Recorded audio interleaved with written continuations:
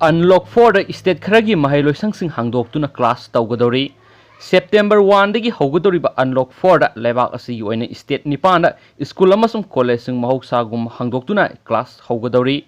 Metro amadi local train singsu akaknaba service tawragani adubu mama mapa oibesingna di lebak asida COVID-19 gi case asi leptana hengalakpa asina masa sing school thaningdri. September thada pangthokadoriba NEET amasum G exam asina school sing hangba yare habigi signal amasu piri. Unlock 4 asigi mangoinana oja sing amasum staff sing September amadigi mathau hanjinba khankhre. Telangana gi oina online class satharabasu August 13 tagi school sing hangdoktuna oja lak amagi mathakta mathauda hanjinkhre. Odisha gi oina di October 22 23 phawba pangthokadoriba Durga Puja festival loiba phawba mahailoisang sing thong thingani hairi. Tripura gi oina di mahailoisang sing hangdoknaba central government ki order ngaina mahailoisang sing class to hokre. August 13 digi mahairoi lak 1.25 school ka ba hokre. West Bengal government ki oina su September 10 dagi mahailoisang sing hanglagani laukthokre. Karnataka gi oina su October ama dagi college sing regular class horagani hairi adubo school gi matang dadi confirm tawdri. Sikkim gi oina su oja sing September ama dagi school oja sing mathau tawnaba khankhre. Andhra Pradesh ki oina di September ama dagi class ayamba hawgadori. Assam gi oina su August ki aroiba sayol COVID-19 test pangthoklaba matungda oja sing mathauda hanjinaba thorang tawba loire. September ama dagi class tawragani Delhi gi oina di angang sing COVID-19 gi asoi angam sing thoklaroi haibagi thajaba ama pidriba fawbadi mahailoisang sing hangkhiroi hairi. Marak asida Ministry of Human Resource and Development ki maikhaidigi Twitter da thagalakiba warol da December phawbri school sing hangnabagi warep amata lawba leite hainasu pawsna makhatana phongdorakli. Atopa yamna nungaitaba thawdo amanamo Madhya Pradesh da dairy farm gi sinmi nipan masapomba acid haijinduna hatnaba honaramle.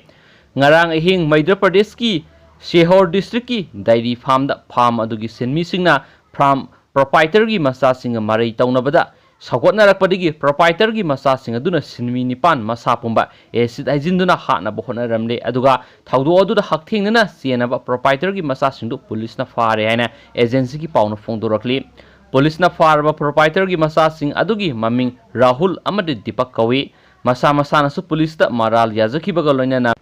Mipa anima IPC gi section 326 ki makara case lakhotona ngasi court puthoklaba matung numit humni gi police custody gi remand lawkhre hana police ki source na paladuna agency gi pauna media da pawdonmakli. Ngarang asi sinmising aduna farm manungda numidang gi saba thakpa loiduna tumlamdai gi mangoinana wari watai sanaringa da proprietor gi masa ani du khanghaudana sangsilaglaga farm gi matangda akanma marai tawraktuna sinmisingna haiba tadama makai khoisaunaraba masasing aduna hatlagi haiba mawongda mahik matai hanaba ligli asauba anida haplaga thamba acid haijinmane. Thawdo aduda sinmi nipan ma acid na sakthektuna sokpaga loinana National Capital City Bhopal da leiba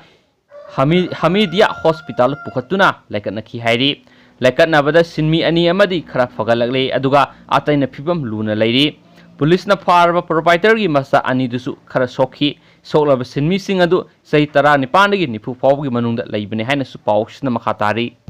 Mayamda kanagadaba health tips angkatanga mayamda share tawjaramge. Expert singi warning COVID-19 ngakthoknaba foot tarukna matik chade. Malem gi paksana sanduragliba amasum mi koraniga lak nifu taruka lising humpu mangaga saniga marfuga mathoin hankraba masum masigi manungdagi anaba lak nipan ga lising kuntra taruka samriga humdraga manga hatkraba kiningai oiraba anauba COVID-19 na karigumba phibam kharagi makhada foot taretagi hena satpa ngammi haibigi khudam sangdam hengalakpa maramna Laichat asidagi ngakthoknaba social distancing gi guideline adu hauzik public health department singna amuk hana yingsili. Journal BMJ da sayol asida phongkiba anauba analysis amada launaganba laina singi expert singi team amana wayet ama piri madudi foot taruki protocol sing asidi matam hendoklaba science amasum tuan ba makhalgi virus singi observation singda yumpham oibane.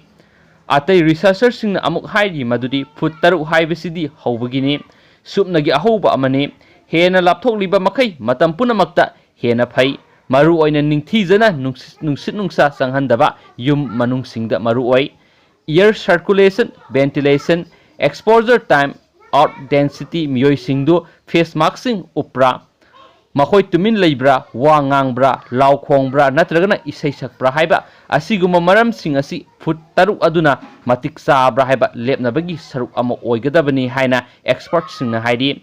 foot taruk asi फजब मसिंग अमनी हाइना आइना खली अदुबो मसी हौबगी मफम अदुनी हाइना आइखोइना लौवा मथौ ताइ हाइना airborne disease सिंग नाइनबा मसुम BMJ report असिददी यावदबा Virginia Tech civil and environmental engineering officer अमा ओइरिबा लिंसे मारना हाइ फुट तरुक सिगी वांगबदा खुदोंथिनिंगाइ अमता लैत्रे हाइबा नते लिसिंग अमगा सनिपान सही सिंगी अथेंगबदा microbe यावबा marik singna asi phawba lap na satpa ngami haina phongdokhiba German biologist Karl Flagna satakhiba research amadigi foot taruk lap na bagi wafam asi phongdokhibane mahaki hypothesis aduda lap na paiba mitna udaba marik sing maru oina aerosol sing oina nungsit tawba ngamba sing adu yaude karigumba anauba covid-19 virus asina manil ama oina nungsita tawduna satpa ngamlamba tarabadi masigi satpa ngambagi hana khaliba sing adu matik sadre airborne transmission gi wafam asi haujuk phawbadi aroibu oina praman tawdri adubo masing asum hengalagliba expert singna laina adugi source tagi foot phanayamna lapa miyoida virus adu sandoklakpagi super spreading event sing da thajaba yaba khudam sing ure lapnaba haiba sikhaktana aerosol problem adu kaidongaida laksin loi kariguma nahak sab manaba ka ama khaktadagi manungda leiba tarabadi nahak laina pakani han University of Colorado aerosol expert Josh Louis Zemius na haiki Laichat adu isai sakpa amana miyu yangkhai gi mithoida covid-19 virus adu sandokhiba Washington state ta Mars core practice amada foot nifuga manga lapada leiba miyu ama yauna Laichat adu sandorakhi yumgi mapanda lapna na amasum phajana opsilaba marksing khaktana silver bullet amada naknaba oigani haina makna haiki foot taro amasum karigumana masidagi hanthabada asoiba guide oigani World Health Organization na yamdrabada meter ama natragana foot ahum recommend tawki Europe ta laiba kharana meter ama makhai sapsana foot mangagi social distance thami atai kharana meter ani natragana foot taruk makhai thami pandemic asigi anganma matamna United Kingdom na diner sing amasum drinker sing gidamak meter ani gi tangai phadaba arapa ama satnahanki pub sing dagi kanna sapu piduna taksilakpadagi Prime Minister Boris Johnson na July thada lapna badu meter amaga kharadamak helanki atoppa miyoiba factor amana nungsit ki khongsat asini supnagi arepa arapa ama khaktagi khandaba yamna maru oirakli nungsit ki khongsat adugi maramda khanba haibisi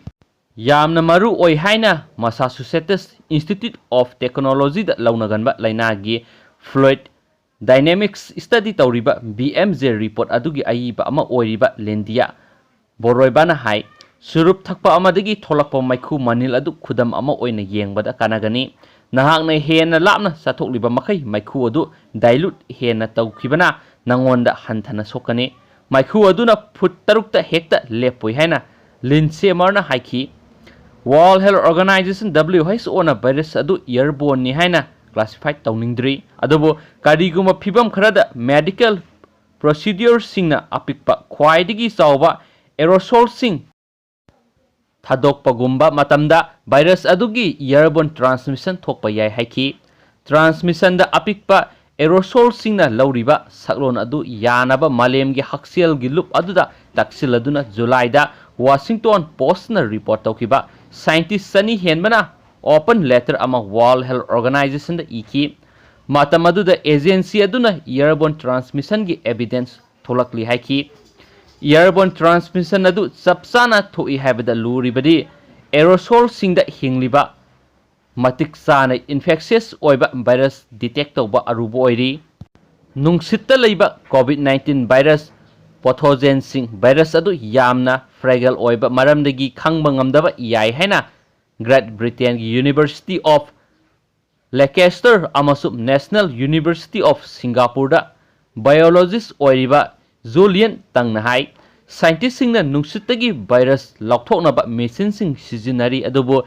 ear sampling device singi manungdagi kharana makhoina phagadaba ꯄꯣꯊꯣꯖꯦꯟꯁꯤꯡ ꯑꯗꯨ ꯊꯨꯒꯥꯏꯈꯤꯕ ꯌꯥꯏ ꯍꯤꯡꯂꯤꯕ virus ꯐꯥꯕ ꯑꯃꯁꯨꯡ ꯑꯣꯟꯕꯗ ꯑꯔꯨꯕ ꯑꯣꯏꯔꯕꯁꯨ research group ꯈꯔꯈꯛꯅ ꯃꯗꯨ ꯇꯧꯈ꯭ꯔꯦ ꯍꯣꯁꯄꯤꯇꯥꯜꯁꯤꯡꯗ ꯍꯟꯗꯛ ꯄꯥꯡꯊꯣꯛꯂꯤꯕ ꯑꯣꯕꯖꯥꯔꯕꯦꯁꯟ ꯑꯅꯤ ꯑꯗꯨꯒꯤ ꯃꯅꯨꯡꯗ ꯖꯨꯂꯥꯏꯒꯤ ꯑꯊꯦꯡꯕꯗ ꯐꯣꯡꯈꯤꯕ ꯏꯌꯔ ꯁꯦꯝꯄ꯭ꯂꯤꯡ ꯁ꯭ꯇꯗꯤ ꯑꯃꯅ ꯌꯨꯅꯤꯚꯔꯁꯤꯇꯤ ꯑꯣꯐ ꯅꯦꯕ꯭ꯔꯥꯁꯀꯥ ꯃꯦꯗꯤꯀꯦꯜ ꯁꯦꯟꯇꯔꯗ COVID-19 ꯚꯥꯏꯔꯁ ꯊꯣꯛꯍꯟꯕ ꯂꯩꯅꯥ COVID-19 ꯅꯥꯕꯁꯤꯡꯒꯤ ꯀꯥꯁꯤꯡꯒꯤ ꯃꯅꯥꯛꯇ ꯚꯥꯏꯔꯁꯁꯤꯡ ꯃꯇꯤꯛ ꯆꯥꯅ ꯇꯥꯎꯗꯨꯅ ꯂꯩꯕ ꯊꯦꯡꯅꯈꯤ ꯄꯤꯌꯣꯔ ꯔꯤꯚ꯭ꯌꯨ ꯇꯧꯗ꯭ꯔꯤꯕ ꯑꯇꯣꯞꯄ ꯁ꯭ꯇꯗꯤ ꯑꯃꯅ ꯒꯦꯟꯁꯕꯤꯌꯥꯗ ꯂꯩꯕ ꯍꯣꯁꯄꯤꯇꯥꯜ ꯑꯃꯗ COVID-19 ꯚꯥꯏꯔꯁ ꯅꯥꯕ ꯃꯤꯑꯣꯏꯁꯤꯡꯗꯒꯤ ꯐꯨꯠ 13 ꯐꯥꯎꯕ ꯂꯥꯞꯅ ꯑꯍꯤꯡꯕ ꯚꯥꯏꯔꯁꯁꯤꯡ ꯐꯪꯈꯤ ꯂꯥꯏꯑꯣꯡꯁꯤꯡ ꯂꯩꯔꯕꯁꯨ ꯅꯠꯇ꯭ꯔꯒꯅ ꯂꯩꯇ꯭ꯔꯕꯁꯨ ꯑꯅꯥꯕ ꯃꯤꯑꯣꯏꯁꯤꯡꯅ ꯅꯨꯡꯁꯤꯠꯇ ꯚꯥꯏꯔꯁ ꯊꯥꯗꯣꯔꯛꯏ ꯃꯗꯨ ꯅꯈꯣꯏꯅ ꯁꯣꯔ ꯍꯣꯟꯖꯤꯟꯈꯤꯕ ꯌꯥꯏ ꯍꯥꯏꯅ ꯚꯔꯖꯤꯅꯤꯌꯥ ꯇꯦꯛ ꯄ꯭ꯔꯣꯐꯦꯁꯔ ꯂꯤꯟꯁꯤ ꯑꯃꯔꯅ ꯍꯥꯏꯔꯤ ꯍꯥꯏꯅꯁꯨ ꯄꯥꯎꯁꯤꯅ ꯃꯈꯥ ꯇꯥꯅ ꯐꯣꯡꯗꯣꯔꯛꯂꯤ ꯊꯦꯡꯛ ꯌꯨ